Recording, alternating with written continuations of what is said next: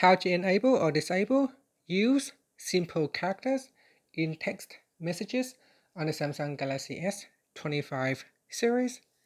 First, tap on the home button to return back to the home screen.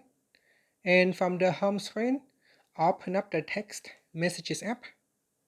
Next, tap on the picture profile icon. And from here, we go down and then tap on messages settings. After that, we then scroll down, and in here, tap on advanced.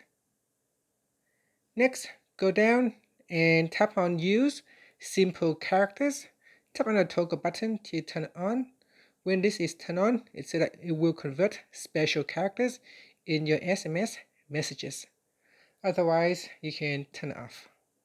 And that's it. After that, tap on the back key to return back to your messages list, or tap on the home button to return back to the home screen. And that's it. Thank you for watching this video.